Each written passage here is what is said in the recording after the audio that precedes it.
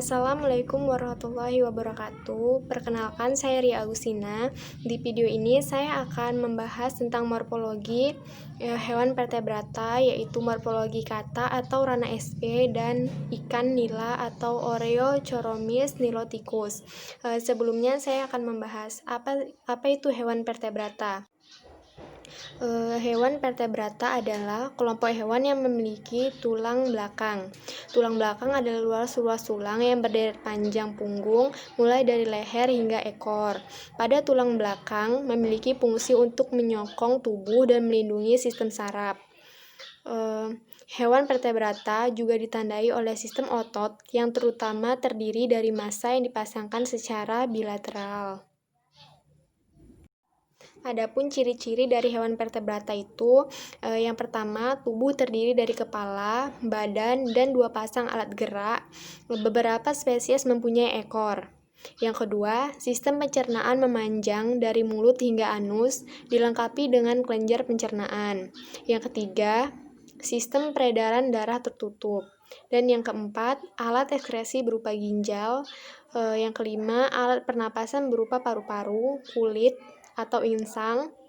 Yang keenam, sepasang alat reproduksi di kanan dan di kiri. Yang ketujuh, sistem endokrin berupa menghasilkan hormon. Yang ke-8, sistem saraf terdiri dari sistem saraf pusat, yaitu otak dan sumsum tulang belakang, dan sistem saraf tepi, yaitu serabut saraf. Yang ke-9, ciri-cirinya, sistem peredaran darah terdiri dari jantung dan sel-sel darah. Yang ke-10, sistem gerak terdiri dari rangka sebagai alat gerak pasif dan otot sebagai alat gerak aktif. Lalu, memiliki suhu tubuh yang panas dan tetap atau homoiternal dan bersuhu tubuh dingin sesuai dengan kondisi lingkungan atau paikiloternal. Hewan vertebrata diklasifikasikan menjadi 5 kelompok, yaitu yang pertama Pisces, yang kedua amfibi, yang ketiga reptilia, yang keempat mamalia, dan yang terakhir apes. Yang pertama, saya akan membahas hewan kata atau rana SP. Kata ini termasuk ke dalam hewan amfibi, di mana amfibi merupakan hewan yang dapat hidup pada 2 habitat, yaitu di darat dan di air. Namun tidak semua jenis amfibi hidup di 2 tempat kehidupan. Beberapa jenis kata seperti salamander dan caecilian ada yang hanya hidup di air dan di darat, dan ada yang hanya di darat. Namun habitatnya secara total dekat dengan air dan tempat yang lembab seperti rawa dan hutan hujan tropis. Hewan ini bernapas dengan insang, paru-paru, dan juga kulit, memiliki suhu badan poikoletran, berkembang biak dengan bertelur atau ovipar, dan pembuahan terjadi di luar tubuh. Amfibi ini dibagi menjadi 3 ordo, yaitu yang pertama, ordo Stegoephalia, contohnya spesiesnya adalah Lictophysis. Yang kedua, ordo Chordata, contoh spesiesnya adalah Cryptobranchus atau salamander sungai. Yang ketiga, ordo Anura, contoh spesiesnya adalah rana SP atau kata ini. Adapun ciri-ciri morfologi dari hewan amfibi ini yaitu dapat hidup di air dan di darat ataupun tempat-tempat yang lembab. Disebut juga hewan yang mempunyai tempat hidup di alam, di 2 alam. Hewan bernapas dengan paru-paru dan kulit. Kulitnya terdiri dari dermis dan daun telinga. Adapun ciri-ciri anatominya, yaitu pencernaannya sempurna, berahang juga berkloaka, mulut berlidah, alat pernapasan berupa paru-paru, kulit, dan insang. Pertukaran gas terjadi pada kulit, larva bernapas dengan insang, jantung beruang 3, 2 serambi, dan 1 bilik. Peredaran darah tertutup, terdapat arteri karotis, sistemik, dan pulmocutaneous. Memiliki 3 macam pembuluh balik, yaitu vena cava, vena porta, dan peta pulmocutaneous. Ginjal tipe mesoneporoid dengan saluran kemih urin keluar lewat kloaka. Kandungan kemih merupakan gelembung tipis di sebelah sisi ventral kloaka otak, terbagi menjadi 5 bagian dengan 10 saraf kranial, memiliki kelenjar endokrin dan kelenjar tiroid. Telur terbungkus gelatin diletakkan dalam air, menetas menjadi larva dan mengalami metamorfosis menjadi katak dewasa. Alat pencernaan pada katak terdiri dari mulut, kerongkongan, lambung, usus, dan kloaka. Kelenjar pencernaan pada katak terdapat pada hati dan pankreas. Kaki katak terdiri atas sepasang kaki depan dan sepasang kaki belakang. Kaki depan terdiri atas lengan atas atau branchium, tangan manus, dan jari-jari atau digit. Pada kaki belakang terdiri atas paha atau femur, betis atau crus, kaki atau pes, dan jari-jari atau digiti. Jumlah jari katak tungkai depan 4 jari dan tungkai belakang 5 jari.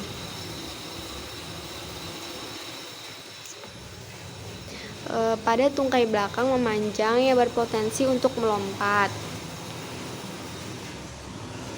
Kulit katak sangat penting dalam respirasi proteksi. Kulit yang tipis dan fleksibel membagi bagian luar badan untuk melindungi organisme terhadap penyakit. Dan lidah katak dapat digunakan untuk menangkap serangga. Di bagian kepala terdapat 5 oris yang lebar untuk bernapas. Sepasang organ visus yang bulat. Yang terakhir yaitu bagian ekor atau cauda yang memiliki bentuk bulat runcing. Ini.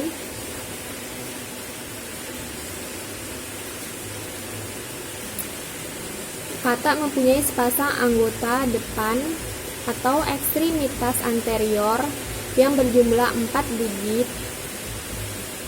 Dan sepasang anggota belakang extremitas protection yang memiliki 5 digit. Sistem morfologi katak terbungkus halus dan licin.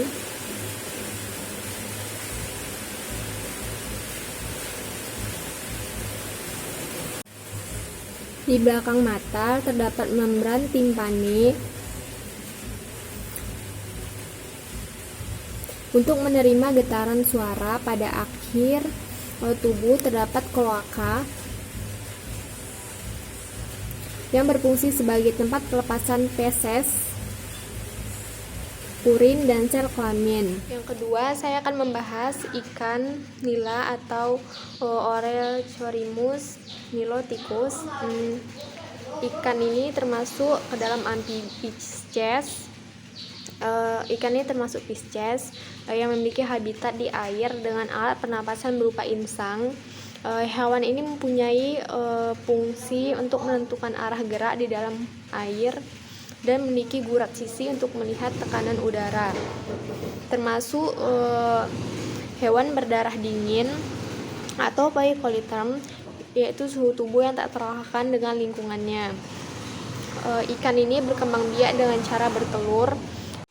Ikan atau Pisces ini termasuk salah satu jenis hewan vertebrata karena ikan memiliki rangka yang tersusun dari tulang keras yang mengandung kalsium fosfat. Ikan merupakan binatang yang berhabitat di dalam air, baik tawar maupun asin. Ikan memiliki ciri-ciri seperti tubuh dilindungi oleh sisik, bergerak dengan sirip atau ekor, memiliki gurat sisi yang menentukan arah posisi berenang, tidak mempunyai daun telinga, bernapas dengan menggunakan insang. Ikan yang hidup di lumpur mempunyai alat bantu pernapasan berupa labirin. Jantung terdiri dari 2 ruang, berkembang biak dengan bertelur. Pembuahan terjadi di luar tubuh induk atau fertilisasi eksternal.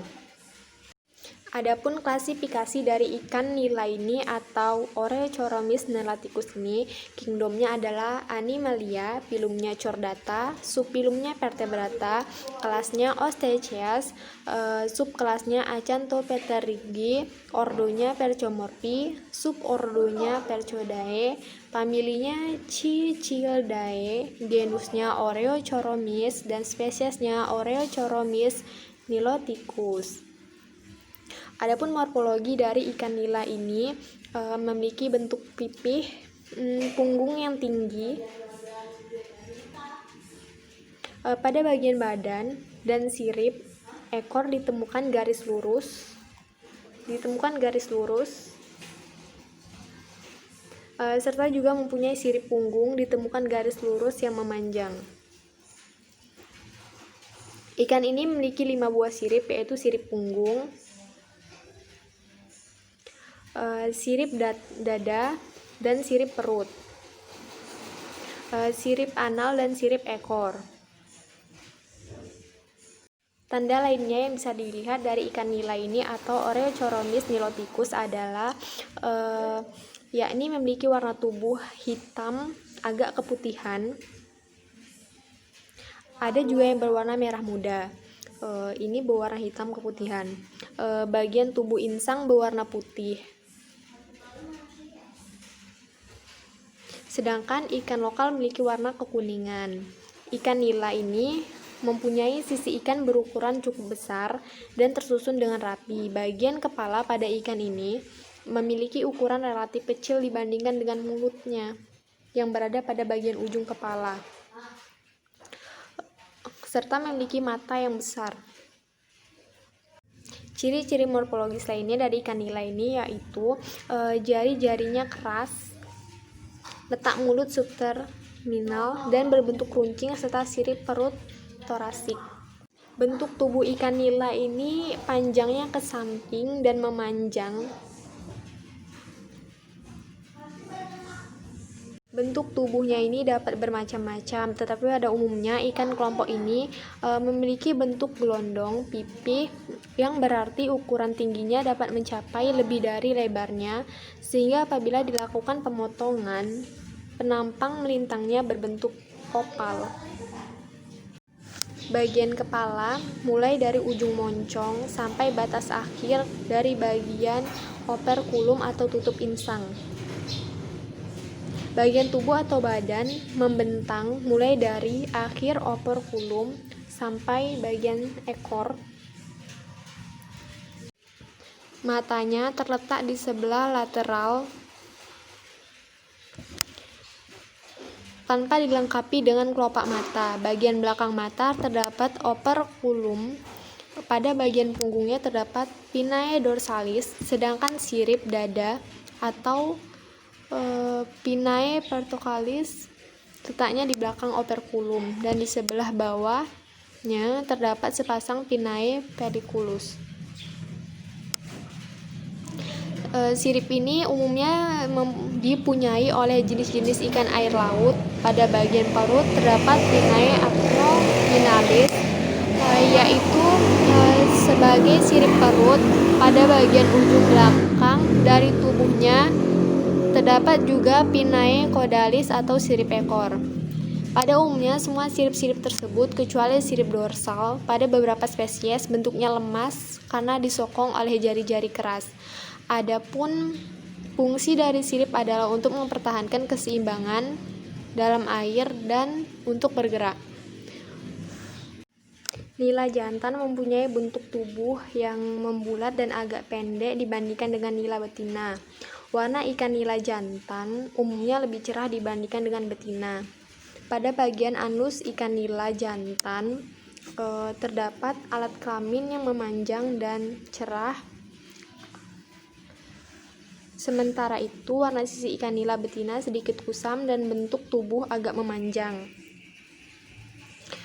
Pada bagian anus ikan nila betina terdapat 2 tonjolan membulat. Satu merupakan saluran keluar telur dan satunya lagi merupakan saluran pembuangan kotoran. Ikan nila mencapai masa dewasa pada umur 4-5 bulan. Baiklah, itu tadi penjelasan dari saya tentang morfologi kata atau rana SP dan ikan Pisces, dan saya membahas ikan nila atau Oreochromis niloticus.